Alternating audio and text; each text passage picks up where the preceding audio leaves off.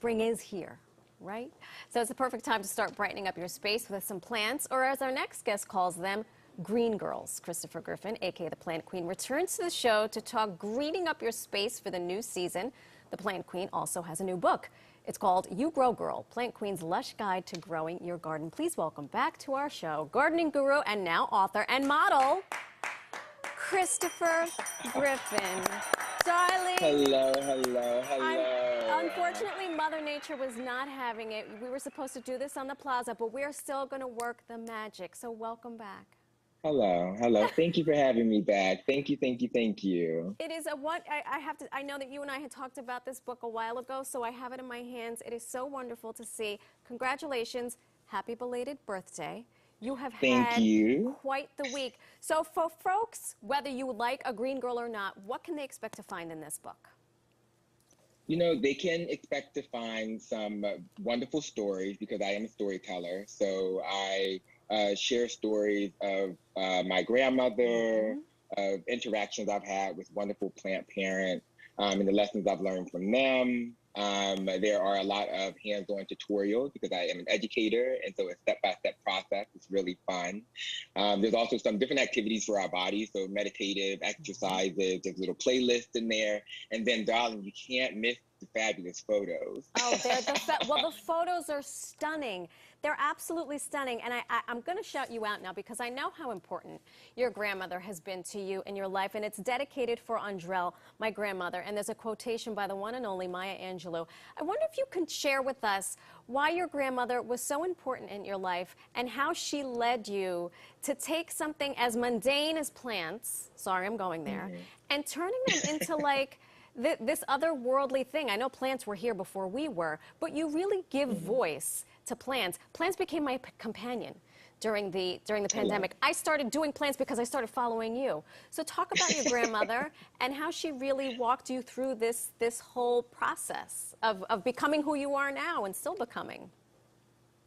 Yeah, so, you know, my grandmother grew up in Clinton, Georgia on a family farm. My great-grandmother had, you know, they had their own farm, they grew their own food, and plants were just a part of our family's legacy.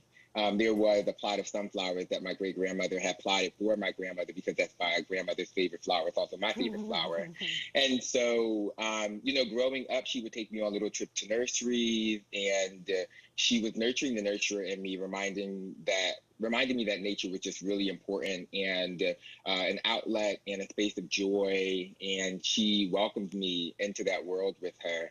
And so her love liberated me to exist authentically and unapologetically in myself. And so a lot of who I am today is because of her and her magic and her joy sharing with me. And so this book is me joy sharing and sharing all the lush lessons that plants have taught me. I love that. Yeah. I'm so glad that she has walked this journey with you. So can we get to some plants? So Andrell liked a sunflower.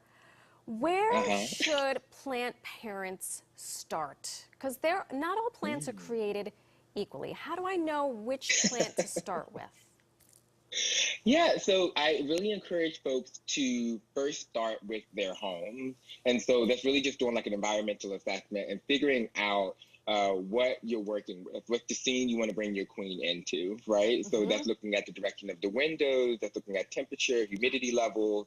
So really figuring out the space and then matching, you know, the plants and their needs to that particular space. And so I think some folks just rush, they see something lush and green, they want to bring it into their space, but they're not sure if it's a match or not. So that's a good way to start. You taught me last year, you were like, girl, you're going to have to stand in the room and see where the sun comes in, where it sets, because I did that. I saw a plant, she looked beautiful, she came into my home and she was like, I don't like this. I do not like this. It happens. Oh my gosh. You know? So walk us through what we do need to do first to make sure that our home becomes the plant's home.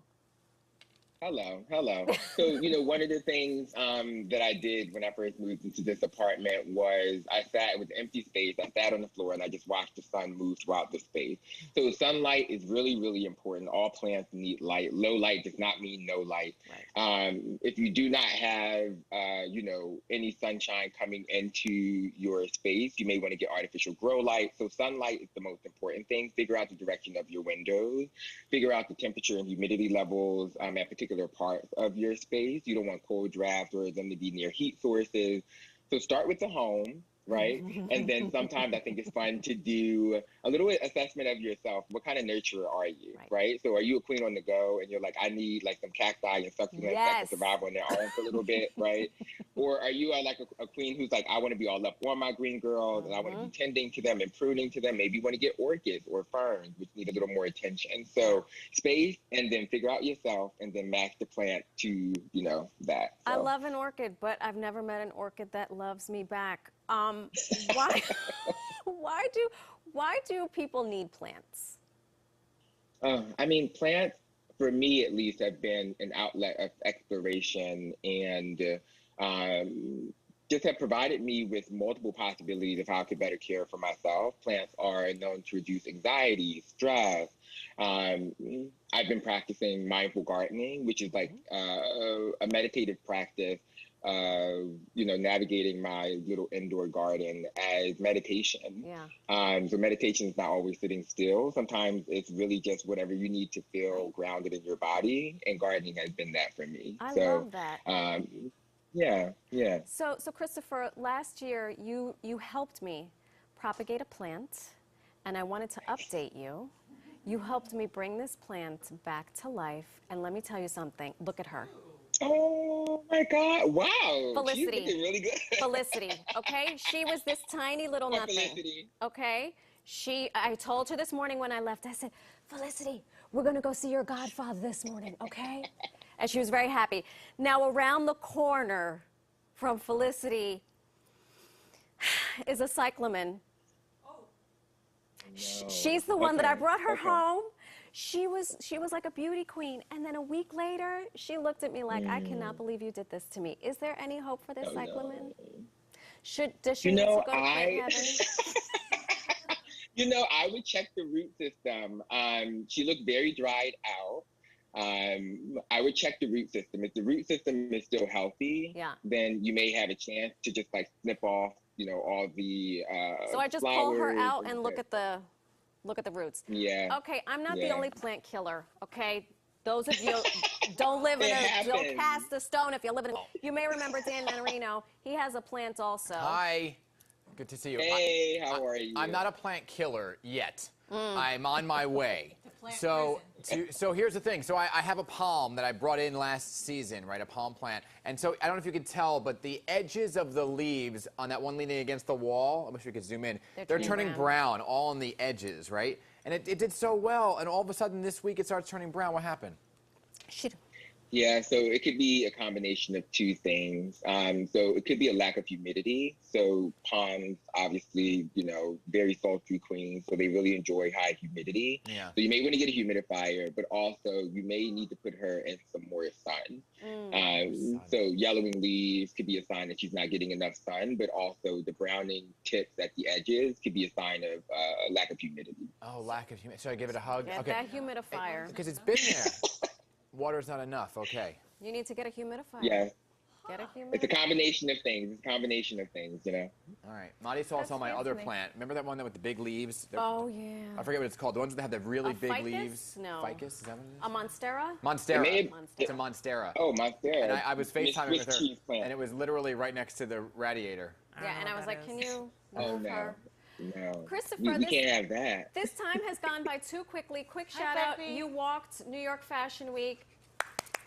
Yeah. Thank you. That was just, something that came up the week before, but, just something that came up. I mean, Look just at you. Okay.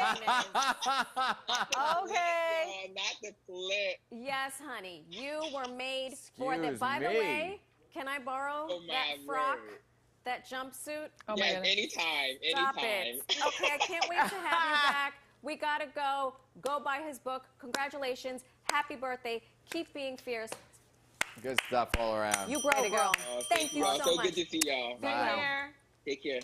My he's goodness. awesome. So good. So good. Now you have some hope for your plan.